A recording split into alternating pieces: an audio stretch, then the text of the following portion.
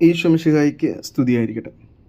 ഇന്ന് നമ്മൾ ധ്യാനിക്കുന്നത് വിശുദ്ധ മർക്കോസിൻ്റെ വിശുദ്ധ സുവിശേഷം 1-ാം അധ്യായം 21 മുതൽ 28 വരെയുള്ള വാക്യങ്ങളാണ്. യേശുനാഥൻ ഒരു സാബത്ത് ദിവസം സിനഗോഗിൽ പ്രവേശിച്ച് പഠിപ്പിക്കുകയാണ്.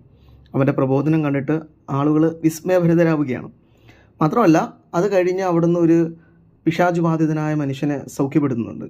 ഇതുകൂടി കണ്ടു കഴിഞ്ഞപ്പോൾ ആൾക്കാർ പരസ്പരം ചോദിക്കുകയാണ്, ഇവൻ്റെ പ്രബോധനം വിചിത്രമാണല്ലോ, ഈ പ്രബോധനം അധികാരമുള്ളവനെ പോലെയാണല്ലോ പഠിപ്പിക്കുന്നത്.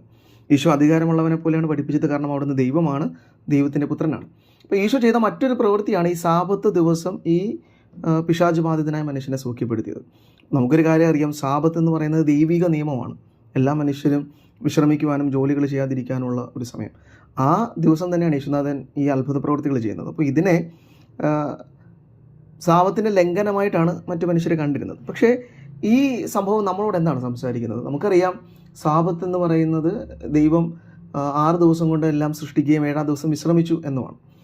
അപ്പോൾ ഇസ്രയേൽ വിചാരിച്ചിരുന്നതും ദൈവം വിശ്രമിക്കുകയാണ്, ആ ദിവസം ഒന്നും ചെയ്യാൻ പാടില്ല, ദൈവം ഒന്നും ചെയ്യില്ല എന്നാണ്. പക്ഷേ ഈശോയിൽ നമുക്ക് മനസ്സിലാവുന്ന ഒരു കാര്യം, ഈശോ നമ്മളോട് വ്യക്തമായി പറയുന്നത്, സൃഷ്ടികർമ്മത്തിൽ നിന്ന് ദൈവം വിരമിച്ചെങ്കിലും പരിപാലനത്തിൽ നിന്ന് ദൈവം വിരമിച്ചിട്ടില്ല. ഈശോയുടെ ഓരോ അത്ഭുത പ്രവർത്തനങ്ങളും നമ്മളോടുള്ള പരിപാലനത്തിൻ്റെ അടയാളമായിരുന്നു, നമ്മളോടുള്ള സ്നേഹത്തിൻ്റെ അടയാളമായിരുന്നു. അപ്പോൾ ദൈവം എപ്പോഴും പ്രവർത്തന നിരതനാണ്. അവൻ നമ്മളെ സ്നേഹിച്ചുകൊണ്ടേയിരിക്കുന്നു, പരിപാലിച്ചുകൊണ്ടേയിരിക്കുന്നു. അതിന് ഒരു തടസ്സവുമില്ല. അപ്പോൾ ഈ ഒരു കാലഘട്ടത്തിൽ നമുക്ക് നൽകുന്ന വലിയൊരു പ്രത്യാശ കൂടെയാണിത്. ഈ പ്രത്യാശ നമ്മെ നയിക്കുന്നത്, ദൈവം എപ്പോഴും നമ്മെ നയിച്ചുകൊണ്ടും സ്നേഹിച്ചുകൊണ്ടും നമ്മുടെ ജീവിതത്തിൽ ഇടപെട്ടുകൊണ്ടും നമ്മളെ സൗഖ്യപ്പെടുത്തിക്കൊണ്ടും നിൽക്കുകയാണ്. പ്രത്യേകിച്ച് പിശാചുബാധിതനെ സൗഖ്യപ്പെടുത്തുക എന്ന് പറയുമ്പോൾ പൈശാചിക അന്ധകാരത്തിൽ നിന്ന് നമ്മെ വെളിച്ചത്തിലേക്ക് കൊണ്ടുവരുന്നു, അടിമത്തത്തിൽ നിന്ന് സ്വാതന്ത്ര്യത്തിലേക്ക് കൊണ്ടുവരുന്നു എന്നൊക്കെയാണ്. അപ്പോൾ ഈ വചനം നമുക്ക് നൽകുന്ന വലിയൊരു അനുഗ്രഹം എന്ന് പറയുന്നത്, നാമും ഇതുപോലെ ചുറ്റുമുള്ള മനുഷ്യർക്ക് നന്മ ചെയ്യാൻ മടി കാണിക്കരുതെന്നാണ്. എപ്പോഴും നിരന്തരം അവർക്ക് അനുഗ്രഹങ്ങൾ കൊടുക്കുന്ന, നന്മകൾ കൊടുക്കുന്ന, സ്നേഹിക്കുന്ന മനുഷ്യരൊക്കെ ആകണമെന്നാണ്. അപ്പോൾ ഈ വചനം ധ്യാനിക്കുമ്പോൾ